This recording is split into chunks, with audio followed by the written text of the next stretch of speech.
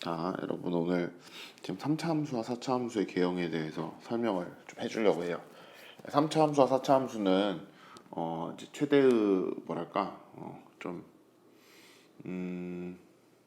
공부할 때 이제 제일 중요하게 생각해야 되는 부분이 모양을 미리 알고 들어가야 된다라는 부분을 여러분이 꼭 인지를 하셔야 되거든요.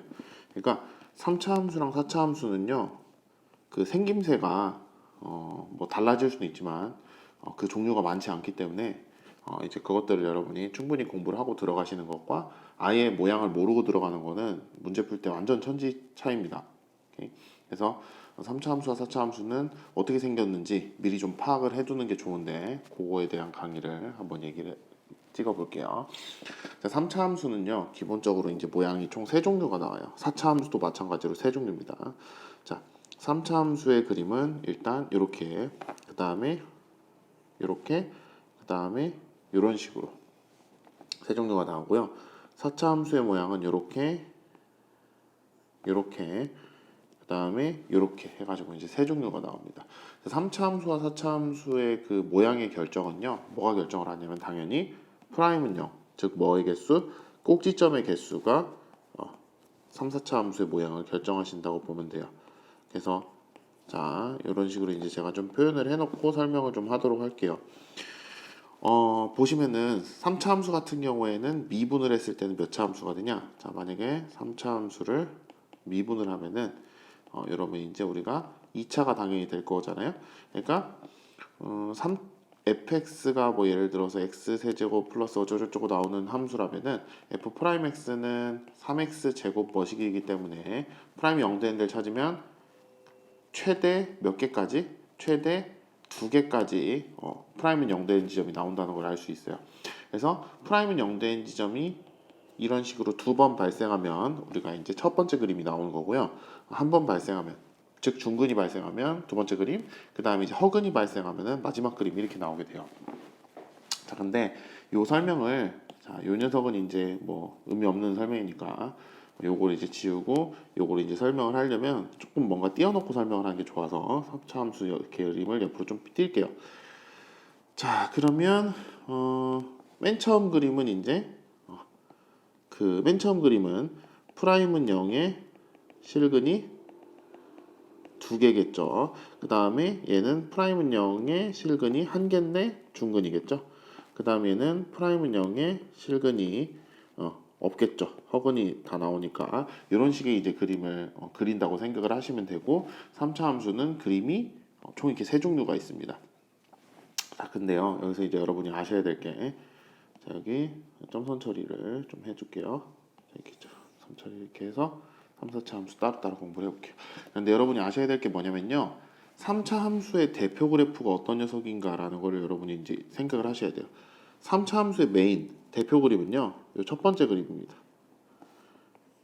그러니까 여러분이 3차 함수의 모양은 총 세 종류가 나오지만 이거를 이제 어떻게 기억을 하셔야 되냐면 얘를 1번, 얘를 2번, 얘를 3번 이렇게 놓고 1, 2, 3번을 따로따로 기억을 하시는 게 아니라 1, 2, 3번을 따로따로 기억을 하시는 게 아니라 1번과 2, 3번을 이렇게 묶어서 기억을 하셔야 돼요.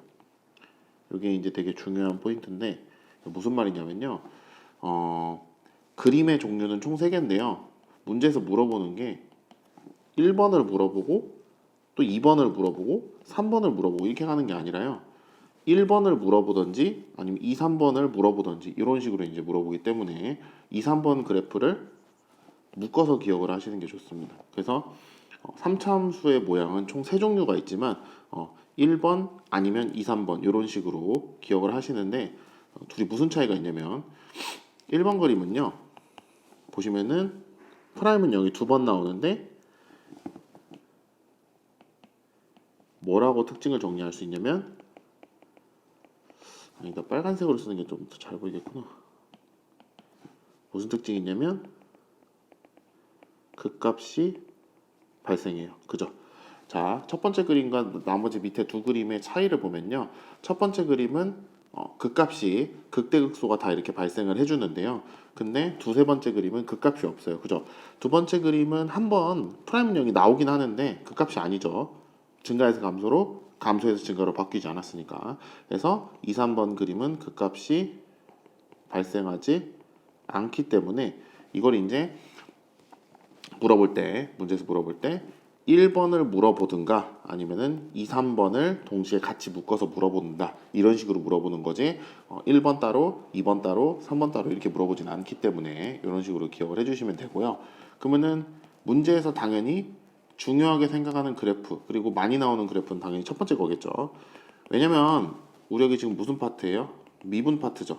미분 파트에서 중요한 건 뭐? 미분에서 0 될 때, 즉 그 값이 발생하는 상황이 사실 제일 중요한 상황이기 때문에 첫 번째 그래프가 제일 중요할 수밖에 없어요. 그래서 3차 함수는 보통 첫 번째 그림을 많이 물어보게 된다. 그래서 이제 여러분이 이렇게 그림을 1, 2, 3번을 구분해 놓고 공부를 하시는 게 좋고요. 그 다음에 이제 3차 함수의 특징 중에 하나가 뭐가 있냐면요. 보세요. 2, 3번 그래프는 그 값이 지금 없죠. 2, 3번 그래프는 그 값이 나오지 않잖아요. 2, 3번 그래프 말고 1번 그래프를 보세요. 자, 1번 그래프를 보시면 자, 그 값이 발생하는 그림이 1번 그림밖에 없는데 그 1번 그림을 보시면은 극대와 극소를 모두 같죠. 그러니까 3차 함수의 특징은요. 어떤 특징이 있냐면요. 극대와 극소를 모두 같든지 아니면은 그 값이 뭐하든지 없든지 이 둘 중에 하나입니다. 그래서 극대와 극소를 모두 같든지 아니면 그 값이 없든지. 그러니까 이런 게 불가능해요. 3차 함수인데 3차 함수 중 극대만 존재하는 거, 그러니까 극소가 없고 극대만 존재하는 거, 이런 거 불가능합니다. 그러니까 그 값이 있으려면 극대 극소가 다 있어야 되고요. 아니면 없으려면 아예 없어야 돼요. 이게 무슨 말인지 알죠? 그래서 그래프를 보고 우리가 이제 그런 것들을 파악을 할 수 있다. 이렇게 생각을 해주시면 될 것 같습니다. 자, 그러면 3차 함수는 요쯤 정리하면 될 것 같고요. 4차 함수도 역시 3차 함수와 마찬가지로 공부할 때 좀 나눠서 공부를 하시는 게 좀 좋아요. 그래서 자, 똑같은 맥락이니까 비슷한 표현 방식으로 이걸 한번 써줄게요. 오케이. 자, 보시면은 이 녀석 같은 경우에는 지금 얘도 첫 번째 그림과 그 다음에 이제 두세 번째 그림으로 분류가 돼요. 자, 차이점도 알아보고 뭐 여러 가지 이제 얘기를 좀 잠깐 해볼게요. 자, 그러면 여기 옆에 좀 여는 게 좋겠네요, 그죠? 뭘 써야 되니까. 자, 얘는 F'은 0이 몇 개? 서로 다른 세실근을 갖게 됩니다. 그죠? 자, 그 다음에 얘는 F'은 0이 어떤 그 상황? 중근과 한실근을 갖는 상황인 거고요. 그 다음 얘 같은 경우는 F'은 0이 어떻게 되는 상황? 자, 여기서 이제 조금 그 가르치는 사람에 따라서 좀 예의가 갈리는데 저는 이렇게 얘기를 해요. 3중근일 수도 있고요. 프라임 0이 3중근이라서 하나처럼 이렇게 보이는 상황일 수도 있고요. 아니면은 뭐 한실근과 두허근일 수 있어요. 사실 한실근과 두허근이라는 녀석은요. 그림이 어떻게 생겼냐면 이렇게 이차함수처럼 생겼다가 중간에 한번 꼽을 했다가 이렇게 올라가는 그래프예요. 프라임 0은 도달을 못하고요. 프라임이 뭔가 좀 감소하는 듯 했다가 다시 올라가는 이런 그림이 그려지는데요. 사실 문제풀이에 크게 뭐 차이가 없기 때문에 그냥 요거 이제 한실근과 두어근이 이렇게 이차함수처럼 나온다. 중간에 꼽을 치는 부분이 원래는 있지만 그거 생각 안 해도 된다라고 기억을 하셔도 됩니다. 제가 알려준 대로만 기억하시면 돼요, 일단. 자, 그래서 4차 함수도 아까 말했듯이 이렇게 첫 번째 그림과 그 다음에 두 번째, 세 번째 그림 이런 식으로 이제 여러분이 나눠서 생각을 하시면 될 것 같아요. 그래서 이제 이렇게 기억을 하시면 될 것 같고, 그 다음에 4차 함수도 역시나 첫 번째 그림만의 어떤 특징이 있어요. 그러니까 개형이 세 종류인데 물어볼 때 3차 함수 물어보듯이 역시나 1번 그림이냐 아니면은 2, 3번 그림이냐 이런 식으로 봐요. 그러니까 2번 그림만 좀 따로 물어본다든지 3번 그림만 따로 물어본다든지 하지 않고 1번 그림이냐 아니면 2, 3번 그림이냐 이런 식으로 이제 물어보게 됩니다. 그래서 1번 그림의 특징과 2, 3번 그림의 특징을 한꺼번에 정리를 해야 여러분이 이제 나중에 뭘 물어보는지 파악하기 쉬우니까 그 특징 한번 정리해 볼게요. 자, 1번 그림의 특징은 여러분도 지금 알아차렸을지 모르겠는데 1번 그림의 특징은 어떤 특징이 있냐면 극대값이 발생하죠. 그죠?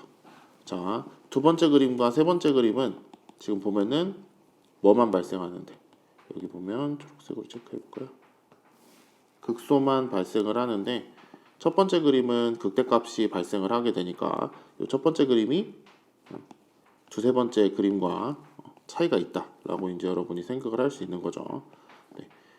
그리고 두세 번째 그림도 극값이 발생을 하긴 하는데 얘는 극소만 발생하죠. 얘도 극소만 발생하고 그래서 여러분이 이제 그 첫 번째 그림과 두세 번째 그림이 이런 식의 차이가 있다라는 걸 이제 기억을 하실 수 있고 그래서 이제 여러분이 4차 함수의 개형은